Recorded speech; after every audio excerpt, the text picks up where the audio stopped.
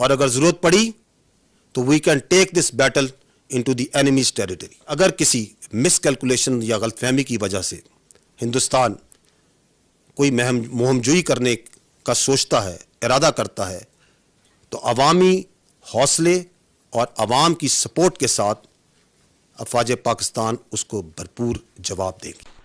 तो दोस्तों, अभी अभी पाकिस्तान के DGISPR मेजर जनरल अहमद शरीफ चौधरी ने भारत को युद्ध की धमकी दी है। उन्होंने कहा है अगर जरूरत पड़ी तो हम इंडियन टेरिटरी में जाकर मुंहतोड़ जवाब दे सकते हैं। लेकिन मुझे लगता है ये शायद भावनाओं में बह के ये सब बातें बोल रहे हैं। आजकल पाकिस्तान में चल क्या रहा है ये खुद पाकिस्तान को भी नहीं पता। तो चलिए मैं आपको समझाता हूँ क्या है पूरा मामला। दरअसल अभी अभी पाकिस्तान के 2 पत्रकारों ने ये दावा किया है कि पाकिस्तान के ex army chief general Javed Bajwa ने 2021 में जब वो पाकिस्तान के आर्मी चीफ थे तब उन्होंने करीब 20-25 जर्नलिस्ट के आगे ये बयान दिया था कि पाकिस्तान की आर्मी इस हालत में नहीं है कि वो भारत से युद्ध कर सके। इस बात को 2 पाकिस्तानी सीनियर जर्नलिस्ट हामिद मीर और नसीम जहरा ने एक्सपोज किया है। जिस बात को इन्हें 2021 में कहना चाहिए था, इनके द्वारा उन बातों को 2023 में रिवील किया जा रहा है।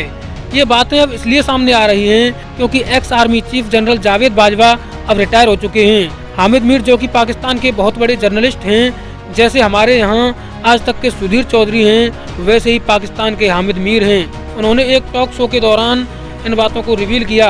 इतना ही नहीं, उन्होंने ये भी कहा कि Bajwa had stuck a deal with India on Kashmir. मतलब हामिद मीर ने बताया कि बाजवा कश्मीर पर इंडिया के साथ डील कर चुके हैं। आगे इन्होंने बताया कि जनरल बाजवा की इंडिया के national security advisor Ajit Doval के साथ सीक्रेट बातें चल रही थी और भारत के प्रधानमंत्री नरेंद्र मोदी 2021 में पाकिस्तान आने वाले थे।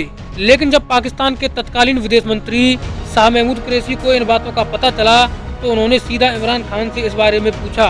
तो इमरान खान ने कहा कि बाजवा और ISI चीफ फैज ने इस बारे में मुझे बताया था कि बात चल रही है, लेकिन मोदी आ रहे हैं इस बारे में मुझे कुछ भी नहीं पता, ना ही मुझे कुछ बताया गया है। ये बात तो आप लोग भी जानते हैं कि पाकिस्तान में सरकार से ज्यादा पावरफुल सेना ही है। हामिद मीर ने बताया कि ISI चीफ जनरल फैज की सऊदी अरब में भारत के national security advisor Ajit Doval के साथ सीक्रेट मीटिंग चल रही थी, जिसमें सऊदी अरब मध्यस्थता कर रहा था। जब इमरान खान ने जनरल फैज से पूछा कि इस बारे में मुझे क्यों नहीं बताया गया, उसके बाद जनरल बाजवा फौरन ऑफिस आए और उन्होंने वही लेक्चर दिया जो उन्होंने पहले उन जर्नलिस्ट को दिया था कि पाकिस्तानी टैंक युद्ध लड़ने की कंडीशन में नहीं है और ना ही उनको चलाने के लिए हमारे पास डीजल है। ये सारी बातें हामिद मीर और एक न्यूज एंकर मिस जहरा के बीच में एक टॉक शो में चल रही थी। एक्स आर्मी चीफ बाजवा के इस बयान पर मिस जहरा ने कहा, such army chief should be court martialled. मतलब ऐसे आर्मी चीफ को तो कोर्ट मार्शल कर देना चाहिए।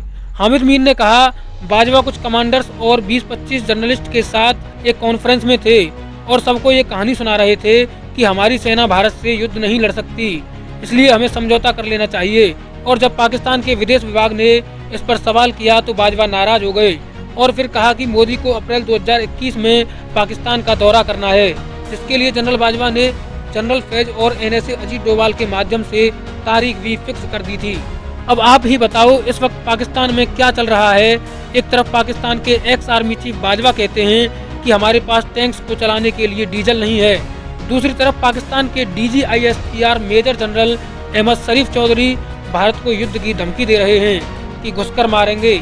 जनाब, सुधारना है तो खुद के हालात सुधारो और ये बार बार जम्मू कश्मीर का रोना बंद करो। कहीं फिर ऐसा ना हो जाए कि कश्मीर के साथ साथ पूरे पाकिस्तान को ही भारत में मिला लिया जाए। अभी 2 दिन पहली बात है, पाकिस्तान के रक्षा मंत्रालय ने वहाँ के सुप्रीम कोर्ट को एक रिपोर्ट सौंपी थी जिसमें कहा गया था कि भारत हम पर कभी भी हमला कर सकता है। तो भैया, पाकिस्तान में सबकी अपनी अपनी डबली, अपना अपना राग है। हालांकि इस बारे में आपकी क्या राय है हमें कमेंट करके जरूर बताएं। Thank you for watching the video.